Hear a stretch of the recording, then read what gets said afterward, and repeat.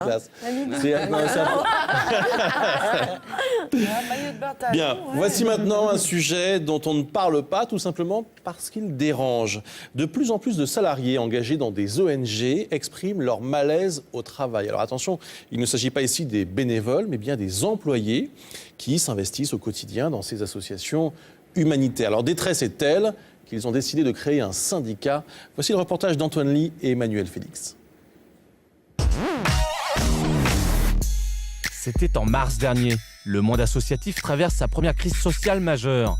L'association Emmaüs, qui gère des centres d'hébergement pour SDF, doit faire face pour la première fois à une grève. Les salariés veulent dénoncer les mauvaises conditions de travail et les bas salaires. Cet homme était l'un des meneurs de ce mouvement de contestation. Ce travailleur social pointe du doigt les contradictions de sa hiérarchie.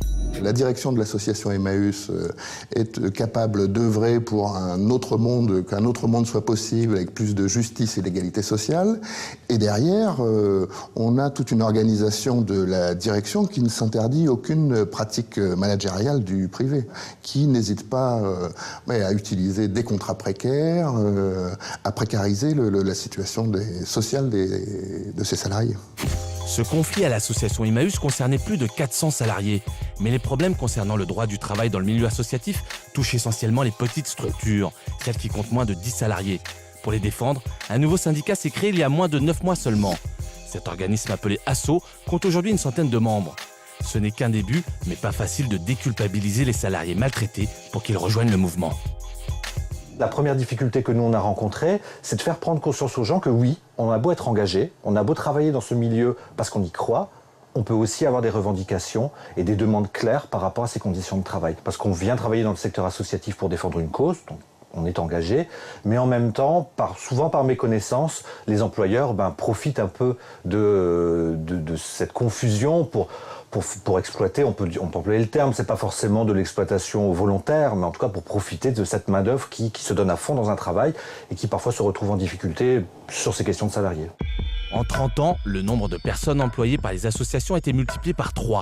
Aujourd'hui, ils sont 2 millions, presque autant que les fonctionnaires.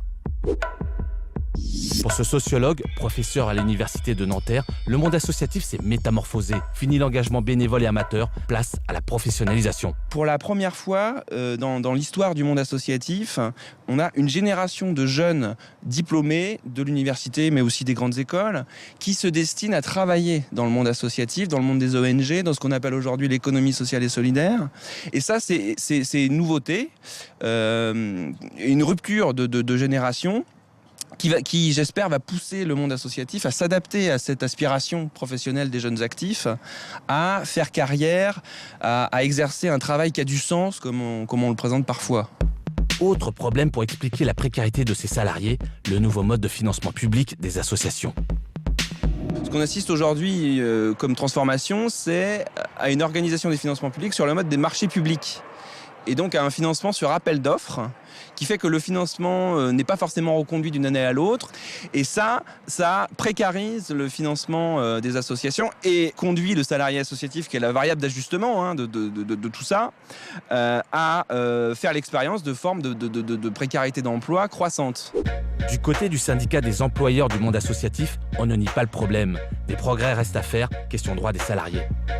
Et le rôle justement des syndicats d'employeurs, c'est de travailler en termes de prévention et le faire que les employeurs associatifs aussi appliquent les valeurs qu'ils défendent à l'extérieur en interne dans la gestion de la relation d'emploi vis-à-vis des salariés. Dans l'économie sociale, on ne prétend pas faire toujours mieux que les autres. Par contre, on souhaite, en tant qu'employeur, que ces valeurs-là soient aussi vécues dans la relation employeur-salarié comme elles sont vécues par rapport aux bénéficiaires. C'est vrai que la question, c'est est-ce que quand on est salarié comme ça d'une association qui vient en aide aux gens, est-ce qu'on est un salarié comme les autres? Est-ce qu'on a plus de devoirs? Oui, on est un salarié comme les autres, mais c'est vrai qu'il y a toujours ce poids quand même de la culpabilité. Est-ce que je peux me plaindre? Est-ce que j'ai... Voilà, on pourrait croire que tout le monde est gentil, tout le monde s'entraide, mais en fait, non, mais pas c'est si enfoui, évident. vous voyez ce que je veux dire? Et c'est vrai que la création de ce syndicat montre qu'il y a des vrais soucis. Alors qu'en fait, il faut faire du réel management comme on fait de la réelle politique, c'est-à-dire il faut s'acquitter des lois sur le travail, etc., même si on est... même si on est décalé, qu'on est sur le terrain du bénévolat, etc. Ça, je pense que c'est important, effectivement. Anne-Elisabeth Lemoine, c'est désormais une habitude. Chaque année en janvier, le club Averroès rend son rapport sur la diversité dans les médias. Alors dites donc, pour une fois, le constat est moins négatif, ça s'arrange. Oui, comme quoi c'est utile. Ça fait 8 ans qu'ils travaillent, 8 ans que le club Averroès tire les oreilles de toutes les jeunes de télé en disant attention, il n'y a pas assez